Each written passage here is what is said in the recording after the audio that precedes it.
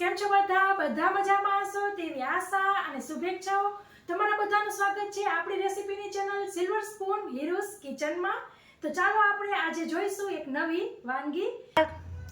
આજે આપણે ટિંડોરામાંથી કંઈક નવીન જ શાક બનાવીશું। તમે જોઈ શકો છો, દેખીને જ ખાવાનું મન થઈ જાય। ટિંડોરા ન ખાતા હોય તે પણ માગીને ખાય એવું સરસ આપણે આ શાક બનાવવાના છીએ। એક રોટલીની જગ્યાએ 2 રોટલી ખવાઈ જાય એવું સરસ આ ટેસ્ટી શાક બને છે। તો ચાલો જોઈ લઈએ નવીન જ ટિંડોરાનું શાક।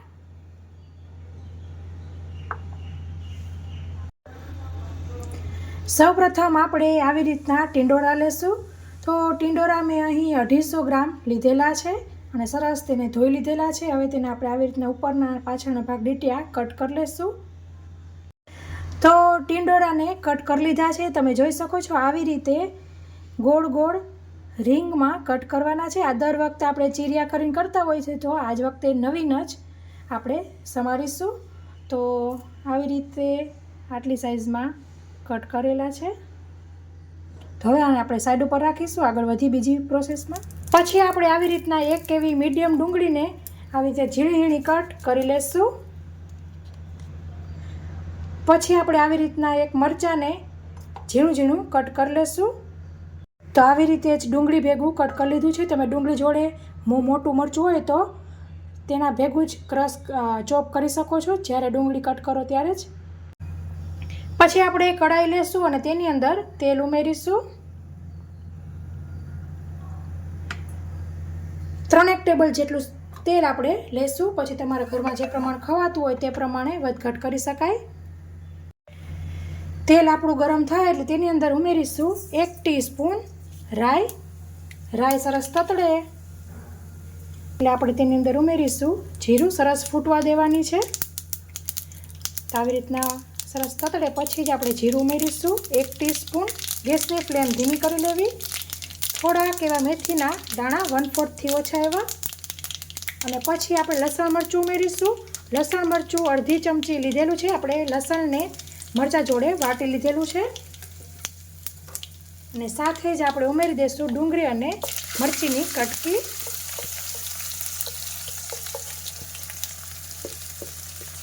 અને સરસ મિક્સ કરી લેવાનું છે।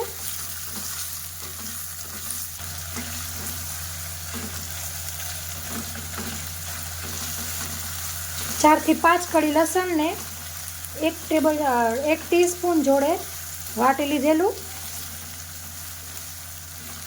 થોડીક કોથમરીના દાંડલા હોય તે ઉમેરેલા ખાંડતી સમયે। તો ડુંગળીને આપણે સરસ ચડવા દેશું। તો તેના માટે આપણે આવી રીતના 1 મિનિટ માટે મીડિયમ ફ્લેમ પર કૂક કરીશું, જેથી ડુંગળી જલ્દી ચડી જાય। તો આપણી 1 મિનિટ થઈ ગઈ છે। ખોલી લઈશું અને સરસ મિક્સ કરી લેવું।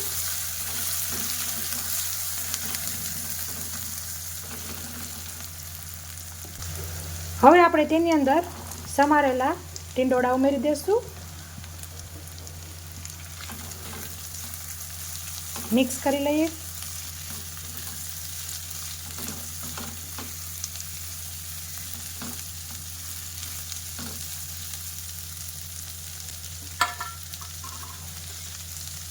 આવી રીતના થોડુંક મિક્સ કરીને તેની અંદર ઉમેરીશું 1/2 ટીસ્પૂન હળદર, 1 ટીસ્પૂન ધાણા જીરું, 1 ટીસ્પૂન લાલ મરચું, સ્વાદ મુજબ મીઠું। મસાલાને આપણે મિક્સ કરી લઈશું। ગેસની ફ્લેમ કન્ટિન્યુ મીડિયમ જ રાખવાની છે।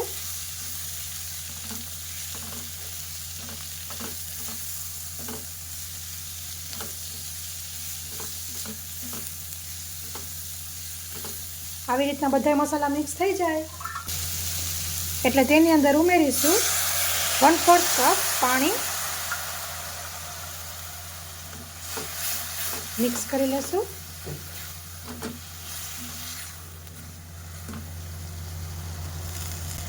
તમે આ શાકને કુકરમાં પણ બનાવી શકો છો।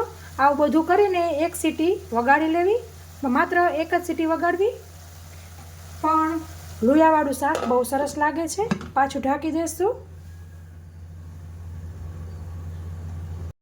અને આપણા ટીંડોળા ચડે છે ત્યાં સુધીમાં આપણે બીજી પ્રોસેસ કરીશું.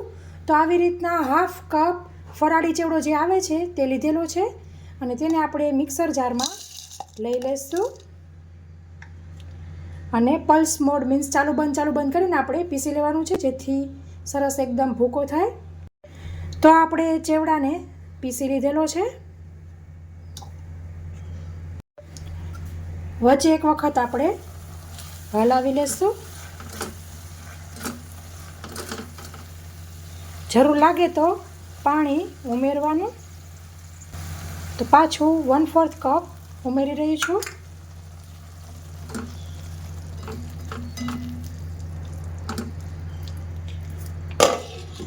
પાછું ઢાંકી દેશું. તો ટોટલ 3-1 મિનિટ જેવું થયું છે અને આપણા ટીંડોળા સરસ કૂક થઈ ગયા છે. અહીં તમારે કેવા કૂક કરવા છે, એકદમ ગળી ગયેલા જેવા કે આમ સાવ પાકા કુકરમાં સીટી મારી હોય એવા કે સંભારા જેવા, તે તમારા પર આધાર રાખે છે. અહીં મેં સંભારો હોય એ ટાઈપનું રાખેલું છે. હવે આપણે તેની અંદર ચેવડાનો જે ભૂકો હતો તે ઉમેરી દઈશું અને સરસ મિક્સ કરી લેવું.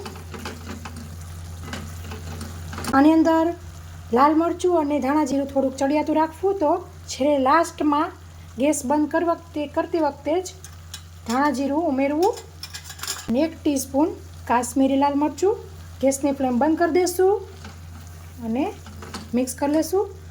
અહીં જે ચેવડામાં થોડીક ગણપણ હોય તે જ ગણપણ રાખેલી છે. તમને થોડીક ખાંડ કે ગોળ ઉમેરવો હોય તો તમે ઉમેરી શકો છો. અને તમે જોઈ શકો છો સરસ એકદમ પાણી બધું પી ગયું છે.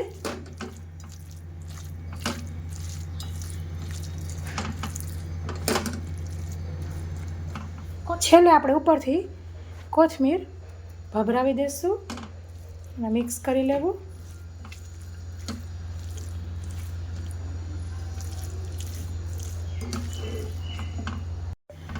તો હવે આપણે તેને સર્વિંગ બાઉલમાં લઈ લઈશું.